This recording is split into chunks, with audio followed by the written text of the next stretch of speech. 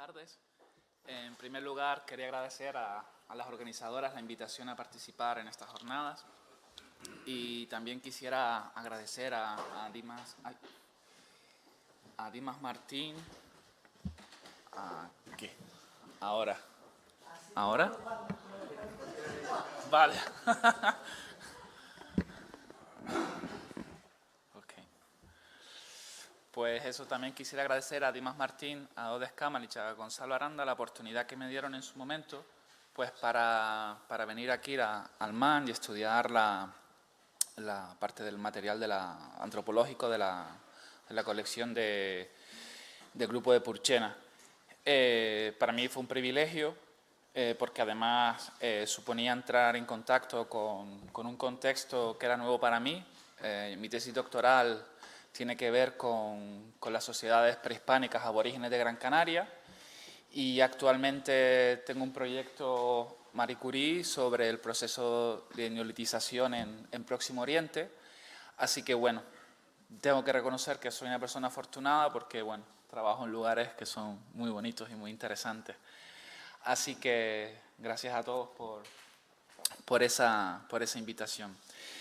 Y bueno, y hoy mi presentación pues tiene como propósito reflexionar sobre el mundo funerario de la prehistoria reciente del sureste peninsular, tanto desde la perspectiva cronológica y del análisis de los gestos funerarios, como de las oportunidades de investigación que todavía ofrecen estos contextos y que son necesarias para un conocimiento más preciso de estas poblaciones arqueológicas.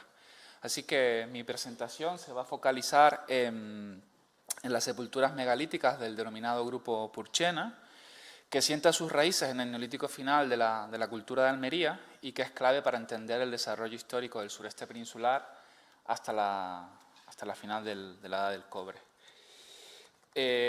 Bueno, el grupo Purchena se localiza en la provincia de Almería, concretamente pues, en la parte media alta del valle del río Almanzora, en la depresión de Vera. Y bueno, aquí tienen están concentradas las sepulturas. Y esta comarca es clave para entender el estudio de los cambios e innovaciones culturales que se dan desde el Neolítico final, sobre todo en el Calcolítico, que desarrollaron un proceso de complejidad social que es paradigmático en el Mediterráneo occidental. Y de hecho, tanto es así que esta zona, como hemos visto a lo largo del día de hoy, pues ha generado un enorme interés científico y una actividad arqueológica muy intensa desde el siglo XIX y todavía en el siglo XX y en la actualidad. Sin embargo, el grupo Purchena, pues como fue excavado hace tantos años y ha llovido mucho desde entonces, pues actualmente se encuentra prácticamente desaparecido. Estas son unas imágenes de las prospecciones arqueológicas realizadas por Dimas Martín y Odes Kamalich en los años 80, y ya podemos ver pues, el gran deterioro que tenían esta zona, ¿no? En este caso creo que son las churoletas, si no me equivoco. Así que bueno, esto significa que prácticamente la información que tenemos la documentación arqueológica que tenemos para estudiar este contexto megalítico, pues se debe a la actividad arqueológica de Luis Siret y Pedro Flores. Estos trabajos además son fundamentales para la arqueología de la zona, ya que los hermanos Siret pues, plantean la primera sistematización del desarrollo cultural del sureste peninsular, que sirve a su vez como base para la sistematización de Evo Gimpera, que centró pues, su enfoque fundamentalmente en tres cuestiones, lo que es el megalitismo, el basón campaniforme y la cultura de Almería. Y de hecho las excavaciones realizadas por Luis Siret y Pedro Flores pues son básicas para poder conocer el fenómeno megalítico en el sureste. Y se basa fundamentalmente pues, en los cuadernos de Pedro Flores con algunas anotaciones puntuales y comentarios de Luis Siret. Aunque luego, posteriormente, en los años 40, pues los Leisner pues, ya sistematizan mejor la información, la actualizan y digamos que lo ordenan, ofreciendo además muchas plantas de algunas de las estructuras funerarias y también pues, unos esquemas, unos dibujos de los materiales que fueron encontrados en este lugar, en estas necrópolis. Así que, bueno, como hemos comentado a lo largo del día, es fundamental la información de Pedro Flores y de Luis Siret. porque además también supuso la activación de toda una serie de propuestas científicas, de líneas de investigación en esta zona, para explicar el origen y el desarrollo de estas culturas arqueológicas. Un origen y un desarrollo que se vinculaba de una u otra forma con la aparición de la metalurgia, bien porque se consideraban anteriores a lo que es la aparición del metal, por tanto vinculados al neolítico final, al neolítico reciente, o porque se vinculaban pues, con las fases iniciales de la metalurgia y por tanto relacionado directamente pues, con el mundo millares. Así que esta consideración de la colección Siret, la información que ha dado y los materiales que proceden de esta colección, pues ha fundamentado muchos de los trabajos que han ido encaminados a explicar el surgimiento del mundo millares, fundamentalmente las dos principales corrientes, ¿no? La de evolución y colonización. Aquí, por ejemplo, tenemos algunas imágenes de los cuadernos de Pedro Flores y también pues algunas anotaciones de Louis Siret, que como se fijan pues tratan sobre las sepulturas del grupo de Purchena. Okay. En el trabajo de los Leisner se define por primera vez se engloba por primera vez lo que sería el grupo Purchena, que estaría formado por las necrópolis megalíticas de las Churuletas, la Atalaya, el Llano del Jautón, la Lámpara, el Barranco del Jocaya y Buena Arena. Y además también se define por primera vez lo que serían las estructuras circulares más sencillas, las de tipo Rungraver, sin corredor de acceso, pero con estructura tumular. En las cronologías de los diferentes tipos de sepultura, los Leisner también siguen en parte a Louis Siret y a Pedro Flores y sitúan las Rungraver en las fases más antiguas, a la cultura de Almería, serían las estructuras más sencillas y de hecho con algunos matices esta propuesta cronológica se mantiene hasta la actualidad. Se acepta pues, una cierta evolución desde este tipo de sepulturas a unas sepulturas más complejas, que serían, pues, por ejemplo, las de tipo Toloi, ya en la edad del cobre, y que podemos encontrar, entre otros lugares, pues, en los millares. Aquí ven, pues, como veíamos, un ejemplo de la descripción que hace Pedro Flores de las Churuletas 1, y en esta, pues, los mismos materiales, la misma sepultura, pero ya según los esquemas de los Leisner. Y en estas otras diapositivas pues podemos ver el material de las Churuletas 1, pero ya pues fotografías más recientes de los materiales que se conservan pues actualmente aquí en el MAN. Aquí también tenemos una representación, pues una selección de algunos de los vasos cerámicos que si se fijan en la representación de Pedro Flores pues serían parte de ese conjunto cerámico tan numeroso, ¿no?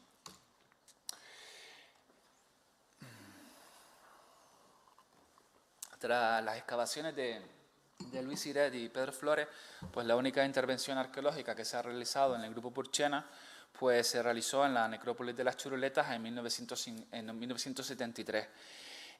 Ya desde esta excavación se constata el nivel de deterioro que tienen las necrópolis y la imposibilidad pues, de seguir trabajando en este lugar porque a priori pues, no iba a dar muy buenos resultados. Así que la investigación más reciente pues, se ha centrado sobre todo en el estudio de los materiales de la propia colección Siret. Y bueno, y ahí tenemos pues varias aportaciones, muchas de ellas pues realizadas por personas que están aquí presentes, como por ejemplo la caracterización de los conjuntos cerámicos hechos por Dodes Camalch y Dimas Martín, también el estudio tipológico de los ajuares por Peña y Montes de Oca, y también los trabajos más recientes por Ruth Maicas, quien ha revisado pues todo el catálogo, toda la documentación, etcétera. Y en cuanto a restos humanos, que es la parte que más me preocupa a mí, pues solo tenemos dos estudios publicados, uno específico sobre los restos antropológicos de la necrópolis de las Churuletas y ya un estudio preliminar realizado por nosotros con el objetivo de determinar un número mínimo de individuos y poder establecer poder seleccionar muestras para datación por carbono 14. Así que, desde mi perspectiva, pues un siglo después, el Grupo Purchena continúa siendo un excelente referente para la investigación arqueológica del sureste. Y bueno, y como desafíos principales podríamos sobre todo señalar estas tres cuestiones. En primer lugar, la cronología y temporalidad de estas sepulturas, la caracterización de las prácticas funerarias y las variables bioantropológicas, que 100 años después pues, sigue siendo una tarea pendiente, y luego también pues, la realización de técnicas novedosas, la aplicación de, por ejemplo, del ADN antiguo o de estudios de isótopos estables para cuestiones más específicas y que todavía no se ha realizado. Y como comentaba antes con Gonzalo, pues la conservación del colágeno en estas sepulturas pues permite la realización de ese tipo de analítica. Así que todavía pues vamos a poder seguir sacando información a esta necrópolis. También hay que tener en cuenta que se tratan de excavaciones arqueológicas muy antiguas y eso implica una serie de limitaciones que van a determinar, van a condicionar cualquier tipo de estudio que se haga en el futuro, ¿no? Antes que nada, pues habría que destacar que ya desde el Neolítico Antiguo pues tenemos referencias, tenemos elementos funerarios en la zona de la depresión del Vera, en este caso el yacimiento de Cerro Virtú, donde pues, bueno, pues han encontrado una fosa con restos de varios individuos, en total 11, que estaban pues algunos en posición primaria y otros en posición secundaria, todos alrededor de un fuego y datados en la primera mitad del quinto milenio. Aquí tenemos una fotografía donde podemos ver, pues se ve aquí una sepultura primaria en posición fetal y otras cuantas sepulturas. Este yacimiento ya lo comentó antes Ignacio Montero. Y como pueden ver, pues se observa una diferencia muy grande entre este tipo de sepulturas aparentemente vinculadas al área doméstica, con ese otro tipo de sepulturas megalíticas, ya donde hay una monumentalización de la sepultura, etc. Y además, si nosotros pues, nos vamos a otros yacimientos de Andalucía, por ejemplo, a la Cueva del Toro, que es un yacimiento del Neolítico funerario, vemos también un patrón funerario que es muy diferente al que observamos en las estructuras megalíticas del Grupo Purchena. Aquí, por ejemplo, en la Cueva del Toro se encontró un cráneo copa. ¿Ven? El cráneo fue trabajado, primeramente fue desollado, se limpió de carne, se retocó creando esta forma, apareció además en un lugar con varios elementos, con varios recipientes cerámicos. Aquí pueden ver el cráneo copa. Además apareció con una mandíbula que en este caso no tenía ninguna marca de manipulación. Aquí pueden ver, por ejemplo, varios cortes. Fíjense, esto está asociado a una cueva con ocupaciones domésticas. No tiene nada que ver con lo que veremos después, tiempo después. Además, este cráneo copa es muy interesante porque hemos podido reconstruir todo el proceso de trabajo desde la propia limpieza de la piel, con esas marcas de cortes que veíamos antes, y también pudimos determinar que este cráneo fue hervido para terminar de limpiarlo. Además, el hervido fue posterior a la consecución de la forma del cráneo copa. Además, una cosa curiosa, en uno de los extremos del cráneo vimos un pulimentado que se estudió y que no correspondía con la utilización de este cráneo como un útil, y que de hecho podemos ver en otros contextos donde hay presencia de canibalismo, y este tipo de marca se produce cuando se introduce el hueso en un recipiente con agua, y cuando empieza a hervir el agua pues se produce un movimiento que genera un roce, y ese roce que vemos lo vemos aquí.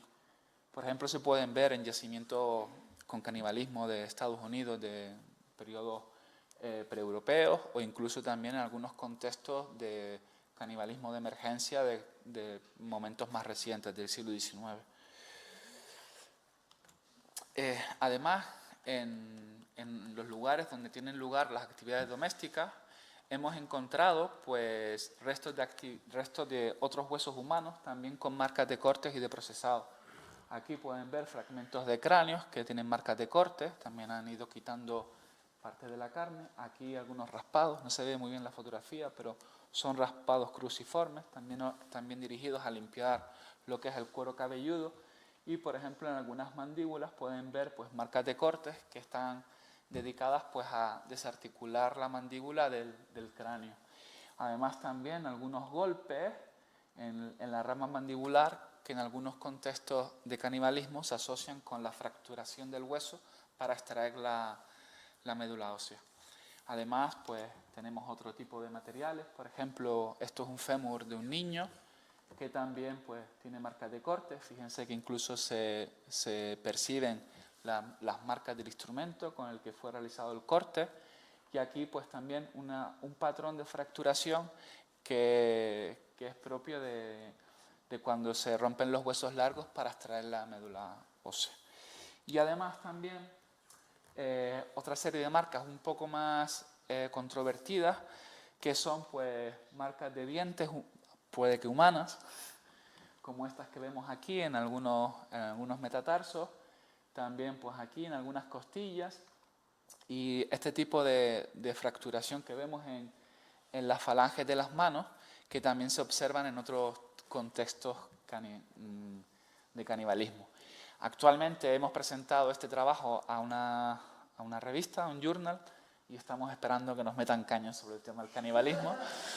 Pero el canibalismo ha sido documentado en muchos contextos de Andalucía, como por ejemplo en la Carihuela, el Mal Almuerzo, las Majólicas, también vinculado a cráneos copas, aunque en este caso ellos lo han vinculado con el Neolítico reciente, pero hay que tener en cuenta que los materiales que tienen marcas de canibalismo no han sido nunca datados directamente. Y de hecho en las cuevas donde aparecen estos materiales también hay niveles de Neolítico antiguo. Así que en principio nosotros que sí hemos datado directamente estos materiales y nos dan unas dataciones del 6000 antes del presente, sí pensamos que tiene que ver con prácticas funerarias, quizás con un canibalismo funerario, que es lo que planteamos nosotros, propias del Neolítico antiguo y no del Neolítico reciente, cuando ya tenemos el megalitismo y ya la consideración de la práctica funeraria cambia muchísimo con respecto a lo anterior. Y lo anterior, pues, como ustedes, esto es un ejemplo de los millares, pero fíjense la diferencia de prácticas funerarias que tienen lugar en el espacio doméstico, donde además se comen a los muertos durante esos rituales funerarios, por lo menos esa es nuestra hipótesis, a este tipo de sepulturas, donde ya están fuera del ámbito doméstico, se monumentalizan las sepulturas y son además lugares que implican una amplia, digamos, una utilización durante un largo periodo de tiempo.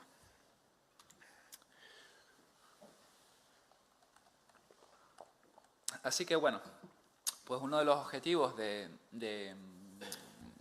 nuestro trabajo con las sepulturas del grupo Purchena pues era determinar su antigüedad y su desarrollo cronológico. Así que, bueno, en un reciente artículo publicado por Gonzalo Aranda y por sus colaboradores, entre los que estamos, pues se seleccionaron 3 de estas necrópolis, las Churuletas, la Atalaya y Llano del Jautón, que además son de las necrópolis mejor conocidas desde Luis Siret y Pedro Flores, y que además también pues agrupan un número representativo de cada una del tipo de sepulturas presentes en lo que son las necrópolis megalíticas del sureste. Hay de las 27 sepulturas que se seleccionaron, pues hay 23 son Rungraver, pero también hay sepulturas con corredor. Y de hecho, pues también hay sepulturas que se han denominado como tipo Toloi, en concreto algunas del Llano del Jautón, aunque también, dado que no se conservan desde hace mucho tiempo, pues también hay que ser un poco precavido, ya que bueno, solo contamos con la documentación del pasado para poder determinar si realmente eran Toloi o no.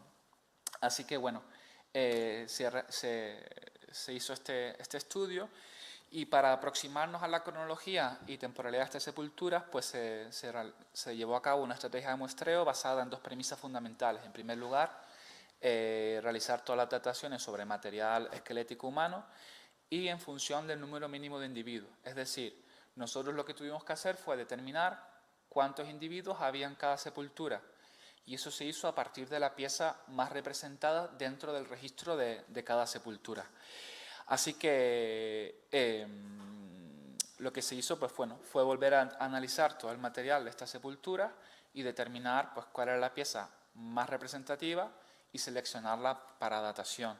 Esto pues suponía una serie de inconvenientes, en primer lugar, porque se partía de un número mínimo de individuos muy elevado, basado fundamentalmente en las estimaciones de Pedro Flores, que pues, bueno, una persona que no tenía la formación adecuada para determinar este número mínimo de individuos, que de hecho sigue siendo un desafío hoy en día, y de hecho por eso se dice mínimo, no significa que no hubieran más restos, pero con seguridad solo podemos determinar un número específico, y además pues también teníamos que partir de una ausencia de descripción de cómo funcionaba esta sepultura, de si teníamos depósitos primarios, depósitos secundarios, de cuál era la relación estratigráfica entre los diferentes restos, y eso significaba que había que considerar cada sepultura como un solo conjunto y que las posibles diferencias cronológicas que se pudieran observar iban a estar determinadas en función del número mínimo de individuos y no en función de relaciones estratigráficas observadas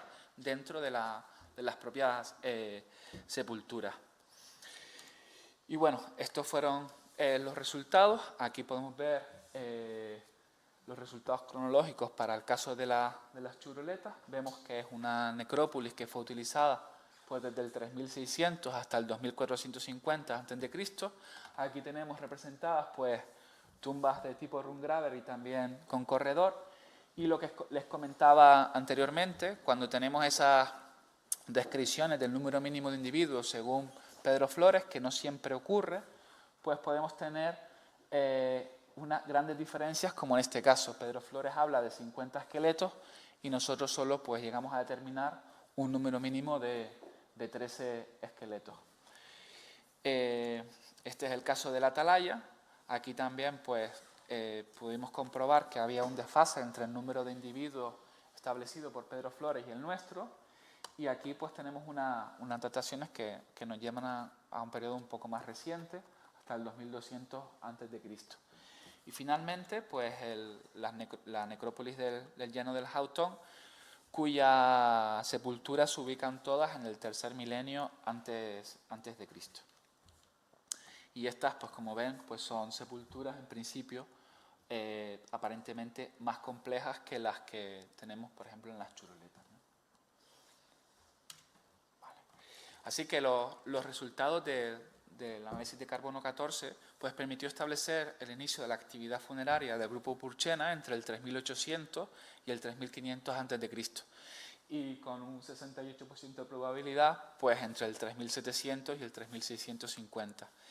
Así que podemos situar el inicio del megalitismo en el sureste, en el caso del grupo Purchena, en la primera mitad del cuarto milenio. En cuanto a la tipología de sepulturas, tanto las Rungraver como las sepulturas de cámara de corredor pues tienen dataciones bastante antiguas, aunque quizás más antiguas en la del caso del corredor. Así que podemos ver que en un primer momento empiezan a aparecer este tipo de sepulturas, pero realmente cuando el fenómeno megalítico empieza a tener una intensidad mucho mayor es a partir del tercer milenio. Aquí ya pues aumenta el número de dataciones radiocarbónicas y además aparecen pues necrópolis nuevas como el caso del llano del Jautón, que solo tiene dataciones en el tercer milenio. Sin embargo, podemos ver una continuidad del Neolítico final, pero tampoco estamos viendo reutilizaciones que están documentadas en la edad del bronce o en la edad del hierro en la atalaya y en el Jautón, ¿no? Bueno, según los resultados que tenemos, pues el final del megalitismo pues estaría rondando en torno al 2400 y el 2100 a.C., aunque también vemos diferencias en función del tipo de sepultura. En cuanto a los Rungraver, pues vemos que el final se produciría entre el 2600 y el 2500, y sin embargo las tumbas de corredor sí que prolongan su actividad funeraria pues hasta el final del periodo megalítico, ¿no? Hasta el 2200 antes de Cristo aproximadamente. Y como les comentaba, como no se pudo observar ese tipo de reutilizaciones en periodos posteriores, lo que significa que todavía el fenómeno megalítico en el caso del grupo Purchena del sureste no estaría del todo bien documentado y son necesarias nuevas dataciones y nuevos programas cronológicos para entender bien esta cronología, ¿no?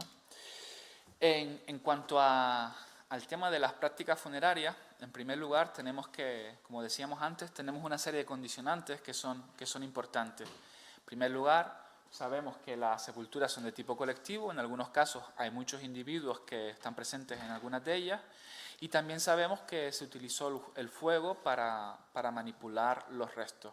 Sin embargo, más allá de esas primeras valoraciones, no podemos contar mucho más por esa ausencia de descripciones pormenorizadas de cada una de las sepulturas. Además, pues como comentábamos, tenemos el problema del número mínimo de individuos, que por ejemplo en la tumba 3 de las Churuletas pues era de 50 individuos y sin embargo tenemos 13, o en el caso de la sepultura 6 del Llano del Jautón, pues Pedro Flores habla de 200 individuos y nosotros pues hemos encontrado solo 40.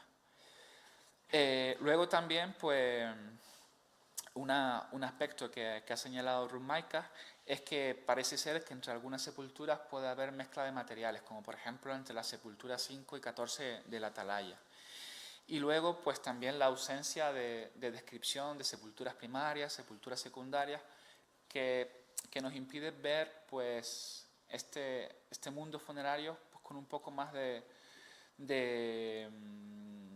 variaciones. Lo que vemos es simplemente tenemos los restos, un conjunto de restos que proceden de cada sepultura, pero no sabemos si todos son resultado de sepultura secundaria, si hubo alguna sepultura primaria, si hay reducciones, depósitos de cráneo, etc.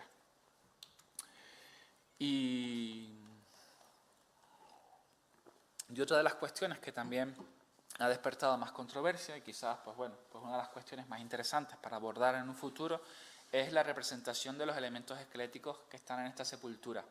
En el caso del grupo Purchena, casi todo lo que se encuentra son fragmentos de cráneo, de mandíbula, huesos de pies y manos y dientes. Y sin embargo, hay una ausencia de huesos largos. Esto puede ser debido a varios factores. En un primer momento podríamos pensar que estamos viendo una conservación diferencial resultado de procesos tafonómicos. Esto de hecho ha sido propuesto por Victoria Peña, que comenta que los huesos que son ricos en tejido esponjoso y cuyo tejido cortical es muy fino, pues pueden desaparecer antes como consecuencia pues, de raíces, de la acción del sedimento, etc. Y que eso podría explicar la ausencia de determinadas regiones esqueléticas. Sin embargo, muchos de los huesos que están faltando en esta necrópolis son huesos cuyo tejido cortical es muy grueso. De hecho, son los huesos que suelen estar mejor representados cuando hay problemas tafonómicos en este tipo de sepultura, como pueden ser los fémurs, los húmeros, etc. Luego también Ruth Maicas pues, defendía la posibilidad de que algunos huesos que están afectados por la impregnación de cinabrio, de ocre o de otro tipo de materiales, puedan haberse conservado mejor. Pero aquí también tendríamos el problema ese, de que hay una serie de elementos que sí se conservan y que no siempre son los huesos que mejor se conservan cuando hay problemas tafonómicos. Así que bueno, quizás una de las causas por la que no encontramos ese tipo de materiales, esos huesos largos, es que estamos observando unas prácticas funerarias muy complejas donde determinados elementos esqueléticos son seleccionados para participar dentro de esta sepultura o también cabe la posibilidad de que son extraídos y son trasladados a otro lugar que nosotros no conocemos. Y de hecho las prácticas funerarias del megalitismo en el sureste son muy complicadas. En este caso también les voy a dar un ejemplo en el que estamos trabajando actualmente, que es un ejemplo coetáneo, en este caso la necrópolis megalítica de la Beleña, que es una necrópolis en hipogeos excavados en el suelo, en la marga, y que son coetáneas al grupo Purchena, y donde hemos podido documentar con unas técnicas muy precisas de intervención arqueológica todo lo que es la práctica funeraria, es decir, cómo están ubicados los restos, la relación que hay entre ellos, e intentar además pues, interpretar los diferentes gestos funerarios que hubieron en este lugar. La Beleña está situada en Cabra, en la provincia de Córdoba, y uno de los elementos interesantes de este yacimiento es que se ha mantenido intacto desde el calcolítico inicial, desde el 2800, hasta que nosotros intervinimos en la necrópolis. De hecho, apareció, como ustedes ven en la fotografía, porque un tractor pues, estaba pasando por encima del terreno de cultivo de la finca de olivos, y la rueda del tractor colapsó parte de la cúpula, y entonces este hipogeo no estaba relleno de tierra. La tierra que cayó fundamentalmente cayó cuando el tractor abrió el agujero, y como pueden ver, esta fue la imagen que tuvimos nada más empezar en el yacimiento. Así que desde el año 2015 ¿sí? Se empezó a excavar en la Beleña, y hasta el momento hemos excavado 5 estructuras funerarias que tenemos, bueno, se ha realizado un programa muy ambicioso de dataciones radiocarbónicas. No sabría decir qué número tenemos de dataciones, pero igual 30 dataciones pueden ser, o incluso más, ¿no? Sí.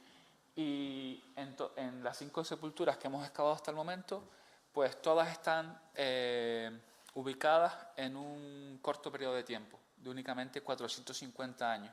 Esto es una oportunidad muy interesante porque tenemos una imagen muy precisa de cómo eran las prácticas funerarias de esta comunidad, en el caso de la Beleña, ¿no? Y además, pues hemos podido establecer, pues, cuál es el periplo funerario que caracterizó a este megalitismo. Tomando como referencia el momento en el que muere la persona y se le da en primer momento una sepultura dentro de estos hipogeos, hemos podido establecer los principales pasos o las principales fases que ocurren.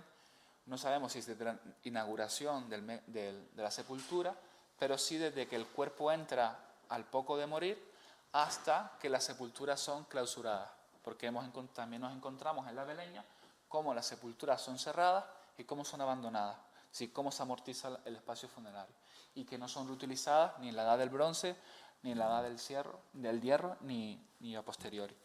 Aquí, por ejemplo, tenemos algunos casos de sepulturas primarias. Yo sé que es un poco complicado verla, pero fíjense, en este caso es una sepultura primaria de un individuo colocado en posición fetal. En este caso estaba sentado, y cuando se produjo el proceso de descomposición, todavía la sepultura no estaba colmatada de tierra, así que a medida que desaparecían los tejidos conectivos del cuerpo, el cuerpo fue cayendo. Y de hecho lo vemos muy bien, como la cabeza cayó antes, y de hecho cayó con parte del segmento cervical, se separó justo en una unión cervical, que es la que desaparece antes durante el proceso de descomposición, y como a posteriori cayeron los pies. Aquí también vemos otra sepultura primaria, bueno, que es el individuo número 2 de la estructura funeraria 5. Aquí se puede ver mejor. Aquí tienen la cabeza, parte de la extremidad superior, aquí estarían las caderas y las piernas muy flexionadas. De hecho, la flexión que tiene este individuo es tan significativa que sugiere la utilización de correas para amarrar el cuerpo y para mantenerlo como dentro de un fardo funerario. No sabemos si también utilizaron una especie de mortaja, pero por lo menos sí podemos establecer que fue amarrado, porque si no sería muy complicado mantener esa posición. Y una cosa curiosa de esta sepultura, de este individuo, es que además viene acompañado por un cráneo que viene, no sabemos de dónde, pero se deposita sobre sus rodillas, y es el cráneo de otra mujer. Esto es una mujer, pero un individuo adolescente, de una chica adolescente. Aquí también tenemos otro ejemplo de sepultura primaria, en este caso sería en la sepultura 3. Si se fijan, pues por aquí andaría la cadera, esto sería parte de la extremidad inferior, el fémur, las tibias. Aquí están los brazos y por aquí vendría la columna vertebral y el cráneo. ¿Qué pasa? Que estas sepulturas primarias, pasado el tiempo, son luego afectadas, son luego alteradas y se sacan huesos, generalmente cráneos, pero también otro tipo de elementos esqueléticos, y son trasladados a otro lugar. De hecho, aquí conservaba todavía parte de la dentadura que se había mantenido en el lugar donde se descompuso el cadáver. Pero toda esta zona pues, fue alterada cuando abrieron la sepultura para sacar el cráneo, la mandíbula y otros huesos. Y fíjense pues, que este individuo además mantenía aquí en su hombro izquierdo, sujeto con su mano, pues varias láminas de sílex. Esas alteraciones de las sepulturas primarias, pues en el caso de la beleña las encontramos de diferentes formas. Aquí pues tenemos esta que comentaba antes de la que acabamos de ver, pero también aquí, justo en este lugar y bajo este depósito de restos fragmentados, tenemos los restos de dos individuos subadultos, de dos niños, aquí que si se fijan está incompleto, le faltaba el cráneo, la mandíbula y algún que otro hueso. Sin embargo, vemos que todavía conservaba parte de las articulaciones lábiles, que son aquellas que antes se descomponen. Eso significa que este cuerpo se terminó de descomponer en este lugar. Aquí también vemos otro caso, también de un individuo subadulto. Sin embargo, aquí las conexiones articulares no están estrictas, pero sí en cierta relación anatómica. Esto puede ser resultado de dos procesos. En un primer lugar, porque había una sepultura primaria que fue alterada a posteriori y entonces más o menos los huesos se mantienen con cierta relación, o puede ser también que estos huesos fueran desplazados en un momento cuando ya el proceso de descomposición pues estaba avanzado y esas uniones articulares entre los diferentes elementos esqueléticos no estaban perdidas del todo, pero ya no estaban tan estrictas. Esto significa que las sepulturas aparentemente son afectadas, las sepulturas primarias. Cuando hablo de sepultura primaria, es decir, el cuerpo, el cadáver, son afectadas en diferentes momentos. Cuando aparentemente el proceso de esqueletización ya ha concluido, pero a veces también cuando el proceso de esqueletización no ha concluido. Y luego veremos por qué. Y de hecho, una cuestión muy interesante que hemos encontrado en la beleña es que también se producen alteraciones de las sepulturas primarias cuando alteran lo que es la arquitectura de la sepultura. Aquí aquí tenemos este individuo que hablábamos antes, que estaba sentado. Cuando estuvimos excavando, nos dimos cuenta que aquí habían realizado una fosa, sí, habían sobreexcavado la base de la sepultura y habían afectado parcialmente a este individuo. De hecho, parte de la columna vertebral desapareció por esta afección. Esta afección recorrió parte de la base de la sepultura, de la estructura funeraria, y de hecho sabemos que habían deposiciones primarias anteriores a esa afección, porque parte de esas conexiones, de esos cuerpos, quedaron consolidados con la marga. Aquí podemos ver restos de una pierna articulada en posición primaria, que si se fijan, justo quedó en la parte no afectada por la fosa. Una fosa que luego fue rellenada con restos fragmentados de manera deliberada. Aquí también vemos una piedra que si se fijan, bueno, no se ve muy bien, pero hay parte de un antebrazo articulado con parte de su mano. Y fíjense que es en una piedra, pero esa piedra formaba parte de la base de la estructura funeraria, lo que al excavar la base, pues digamos que sacaron parte de la marga en un fragmento, en una piedra grande, y esta piedra luego la desplazaron y la colocaron encima de otras losas. Y aquí la vemos, con parte de esos huesos en posición primaria.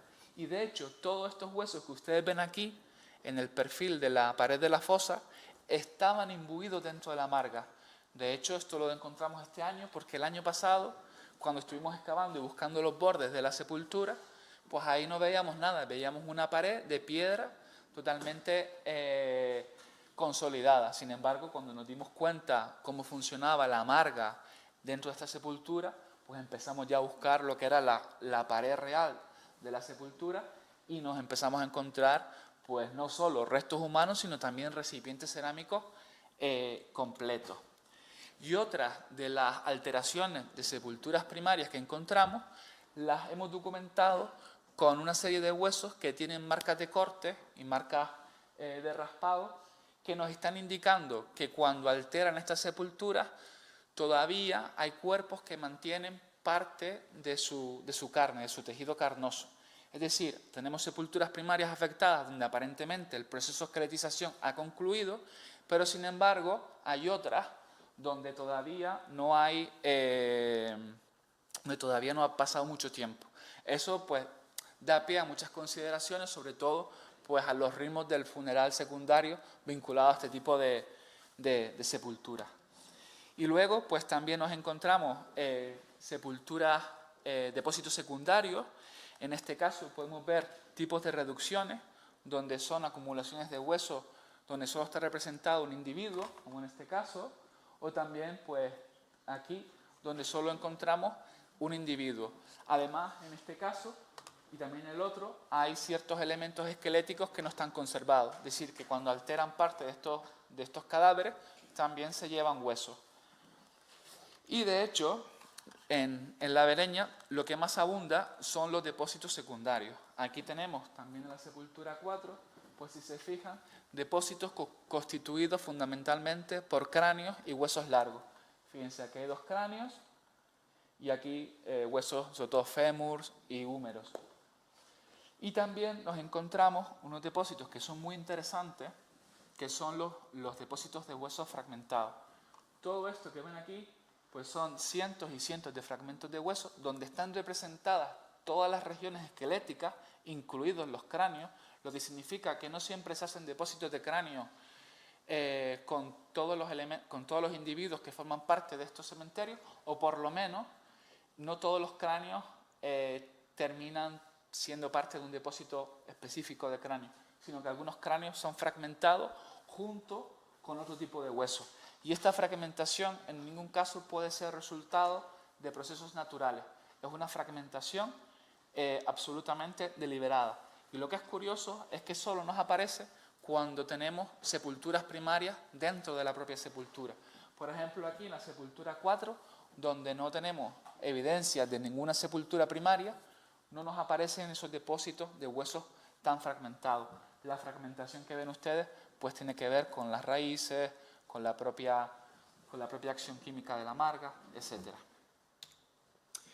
Y una cuestión pues, que también nos puede servir de lectura para entender cómo funciona el grupo Purchena es la representación esquelética que tenemos en este tipo de sepulturas. Aquí tenemos el índice de representación de la sepultura 2 y de la sepultura 4, donde podemos ver que algunos elementos esqueléticos no están representados, pero no todos pueden tener una explicación tafonómica.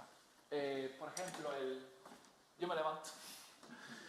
El caso del esternón, del sacro, del coxal o del astrágalo, el talus, puede ser resultado de procesos tafonómicos. ¿Por qué? Porque la cortical es tan fina que enseguida de que esté funcionando, por ejemplo, no sé, raíces o la acción química del sedimento, enseguida estos huesos desaparecen. Y no sería raro en este tipo de sepulturas encontrarnos la ausencia de estos elementos esqueléticos. Sin embargo, si nosotros atendemos al porcentaje de cráneos presentes, en este caso un 80%, en el caso de la sepultura 2, de un número mínimo de 23 individuos, es decir, está el 80% de los cráneos de los 23 individuos, vemos que otros huesos, como por ejemplo el radio, tiene un 60%, se ve mejor en la otra, en la 4, porque aquí en el depósito, en la sepultura 2, aunque no hemos encontrado relaciones anatómicas entre los huesos, sí sabemos que tuvo que haber sepulturas primarias porque la representación esquelética es muy amplia. Nos encontramos huesos, por ejemplo, del carpo, que es una articulación que desaparece a los 15 días, y falanges distales. Cuando hay movimientos de huesos desde un lugar donde se produce la sepultura primaria a un lugar donde solo tenemos depósitos secundarios, este tipo de huesos no suelen aparecer. Así que nosotros pensamos que en la sepultura 2 sí tenemos depósitos primarios y por eso podemos tener esa representación un poco superior. Pero si vamos a la 4, podemos ver, por ejemplo, que el radio tiene pues, en torno al 30 y pico % de representación, o la tibia por debajo del 60%. Sin embargo, otra serie de huesos, como por ejemplo el fémur, tiene un 80% y la mandíbula un 70%. Y de hecho la tibia es un hueso más resistente que el cráneo. Así que estamos viendo cómo están actuando procesos tafonómicos, pero también pautas de selección del material, tanto para la introducción de nuevos huesos, como parece que ocurre en la sepultura 2, donde tenemos más dientes que cráneos, sí que en algún momento hubieron más cráneos que después fueron sacados y llevados a otro lugar, que factores naturales. Yo me lío un poco con esto, pero es que me apasiona porque creo que por aquí andan las claves para entender cómo funciona este tipo de proceso. Vale. Y bueno, y ya simplemente para terminar, decir que todavía este material nos puede servir para dar mucha información. Por ejemplo, aquí tenemos un ejemplo recientemente publicado de Marta Díaz Orita, donde analizó pues, los isótopos para estudiar los patrones de migración y movilidad de las personas que fueron enterradas en el yacimiento de Marroquíes. Se considera un megasite, donde aparentemente viene gente de diferentes lugares a convivir en este lugar. Y una de las hipótesis es que está llegando gente de otros lugares, que no solo se trata de un desarrollo autóctono por parte del sitio. Y de las 115 muestras que se analizaron, pues un 8% son de individuos que nacieron en un lugar diferente a los marroquíes. Es decir, que hay un 8% de esta población que viene de otro lugar. Y además lo que es interesante es que ellos fueron objeto del mismo ritual funerario que aquellas personas que estaban en el lugar. Es decir, que estas personas fueron integradas no solo en la vida, sino también en la muerte. Y bueno, también este es otro caso donde también se analizan los isótopos, en este caso para establecer el patrón de subsistencia, y vemos que en el caso de marroquíes también pues tenemos una dieta terrestre basada en plantas C3 como el trigo y la cebada, que además no tiene, no se observa un patrón heterogéneo entre los diferentes individuos, sino que parece que la población tenía más o menos la misma dieta. Es decir, que a medida que vemos un poblado que agrega poblaciones, no estamos viendo diferencias muy significativas en el acceso a los alimentos de estas personas. Y además, cuando comparamos con otros yacimientos de la península ibérica, vemos más o menos el mismo patrón. Solo tenemos diferencias cuando lo comparamos con los millares y con Alto de Reynoso. En el caso del Reynoso se plantea una dieta más basada en los productos de la cabaña ganadera, eso implicaría unos niveles de nitrógeno más altos, y en el caso de los millares pues se plantea que se está invirtiendo, se están abonando, se están trabajando más los campos y eso aumenta la cantidad de nitrógeno en los cereales. ¿Esto qué lectura tiene desde el punto de vista de los marroquíes? Pues que seguramente todavía en los marroquíes no se está intensificando los rendimientos agrícolas de los campos de cultivo. Y ya para terminar, bueno, decir que también este material del Grupo Purchena nos puede servir para el análisis de ADN antiguo, que como ustedes saben, pues nos permiten establecer patrones de migración pues, y de estructura poblacional largo recorrido. Y en el caso de la península ibérica, vemos que hay una población que llega en el Neolítico antiguo, llegan pocos individuos porque es muy poco variable, pero a medida que pasa el tiempo, pues se van mezclando con las poblaciones presentes que están en la península ibérica y que además tiene un patrón un poco diferente a lo que se ve en Europa Central o de los Pirineos para arriba, donde sí que hay una influencia más importante de los pastores que vienen de las llanuras pónticas, y en el caso de la península ibérica parece que todavía se mantiene un aporte importante de las poblaciones neolíticas, incluso en la actualidad, aunque recientemente hay un artículo que habla de una sustitución de una nota de prensa que habla de la sustitución y tal, que habrá que esperar a leer el artículo a ver qué dice. Y bueno, y ya para terminar, antes de que me maten, simplemente... Sí, ¿no? Bueno, que todavía 100 años después el Grupo Purchena pues nos va a permitir conocer muchas cuestiones sobre la transición de neolítico final al calcolítico y sobre los modos de vida de estas poblaciones. Y con esto ya pues termino. Muchas gracias.